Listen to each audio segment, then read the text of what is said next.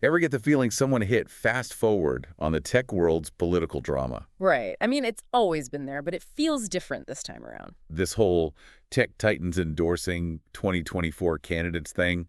Well, today we're diving right into that. Let's do it. Silicon Valley and the campaign trail, two worlds colliding.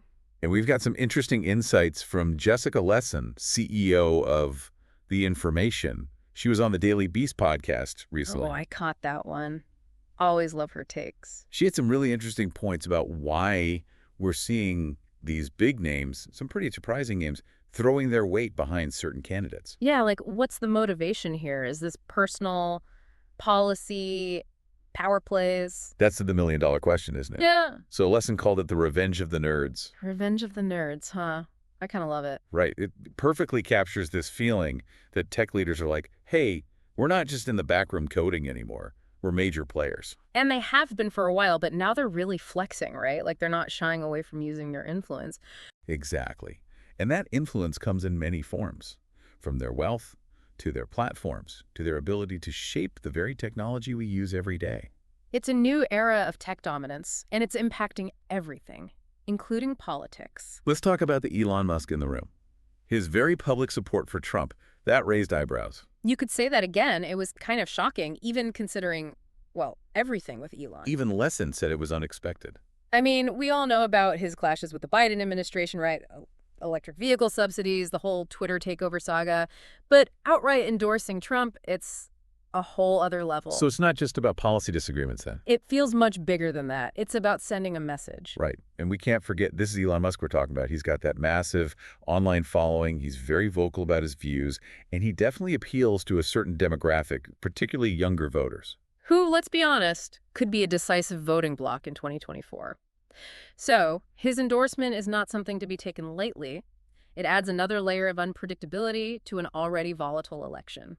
And speaking of unpredictable, we have to mention Ben Horowitz, venture capitalist, close friends with Kamala Harris, yet initially endorsed Trump. Yeah, that was a head-scratcher for sure, especially because he later switched to supporting Harris after Biden dropped out. It makes you wonder, was it genuine support for Trump to begin with, or some sort of strategic move? Did he switch purely out of friendship with Harris, or because he saw the writing on the wall?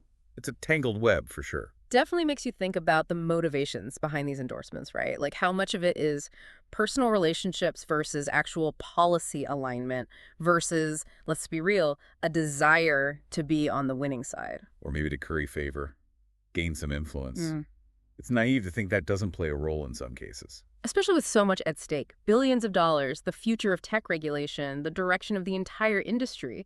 These people are playing chess, not checkers. And then you've got someone like Zuckerberg. I mean, we've literally seen him transform before our eyes. Talk about a glow-up. Right. Lesson even called it Mark Unleashed. She made this really interesting connection between his fashion evolution, going from the hoodie-wearing CEO to something a little more, shall we say, bold, and this broader trend of tech leaders asserting themselves. It's like they're shedding their old skin, trying to project a new image. Powerful, confident, ready to lead, not just in the tech world, but in the world at large. And they're doing it through their clothes, their endorsements, their public statements. They want to be seen, they want to be heard, and they want their influence to be felt. No more hiding behind lines of code or algorithms. They're stepping into the spotlight. The big question is this a blip or a turning point?